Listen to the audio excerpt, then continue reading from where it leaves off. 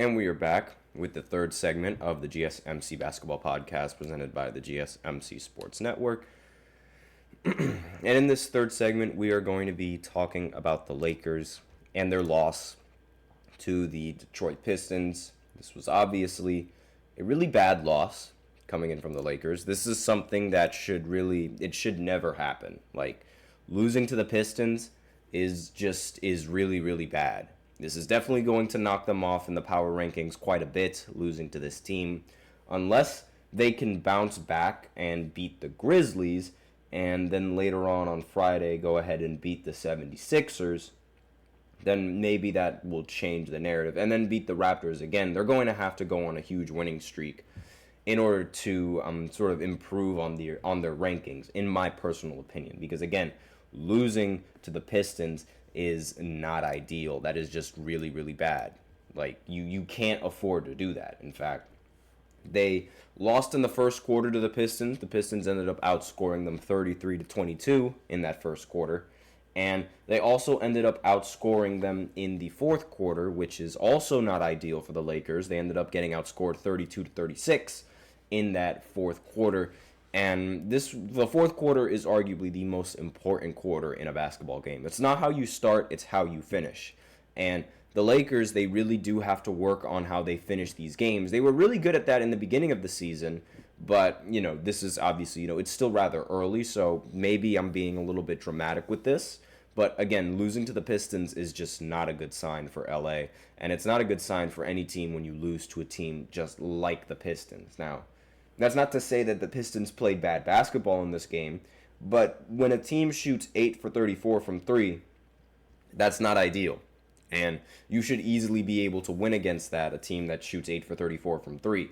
Not to mention the fact that they also shot poorly from the field, individually, I should say. There were some players that played really well in this matchup, but individually there were a lot of players that were inefficient in this matchup. Now, Cade Cunningham, he ended with a triple-double in this matchup, 17 points, 11 rebounds, 11 assists.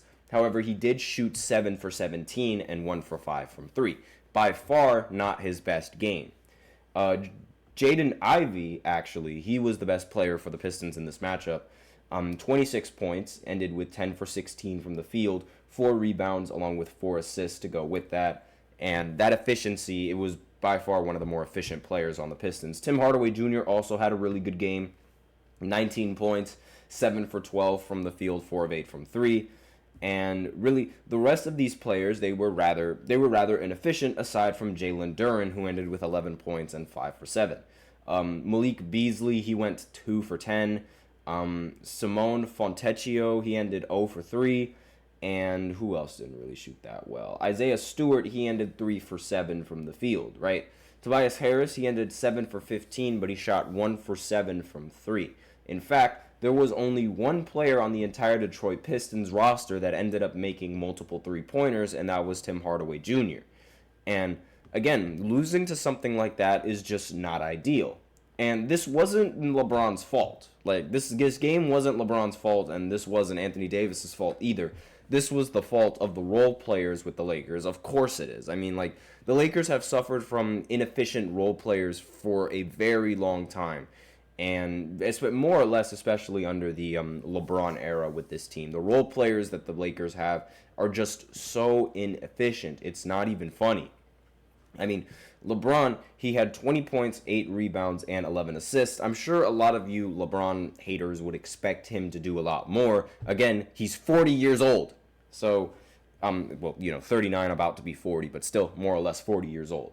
And he did go 7 for 16 from the field. Again, this is not really a LeBron performance that was to be expected, but still, it's not like he played bad in this matchup. I do expect him to do a little bit more, but again, he cannot be pushing himself like that at the age of 40.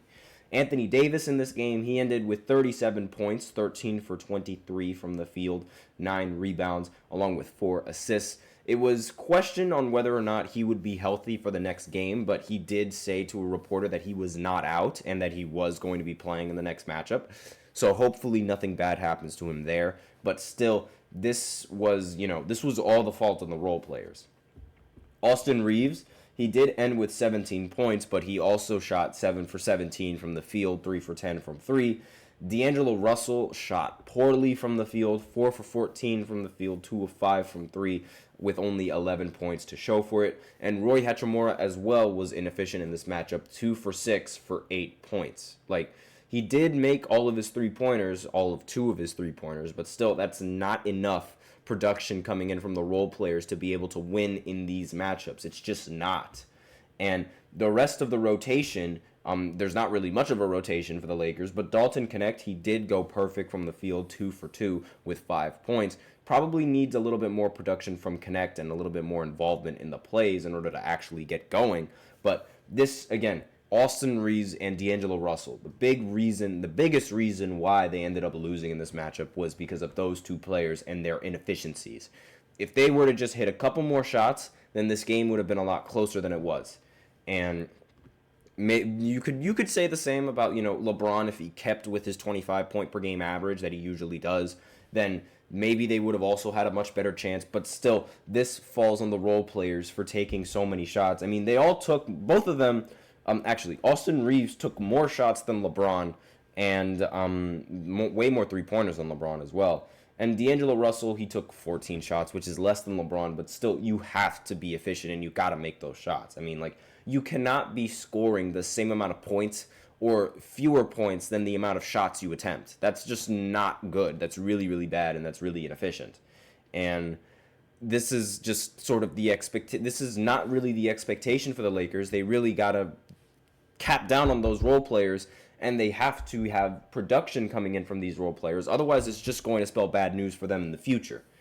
And again, this might just be a little bump in the road. We'll have to see how this goes against the matchup with Zach Edey and the Memphis Grizzlies. Again, we'll see. The Grizzlies, they did end up losing to the Brooklyn Nets. We're going to actually talk about that after this short break. In the fourth segment, where I do my recap for all of the games. But that's really all that I have to say about the Lakers. Just an embarrassing loss coming in, and a big reason for that loss is because of their inefficiencies. So, with that being said, I'll be back after the short break to recap the rest of these games. So be sure to stay tuned if you guys are interested.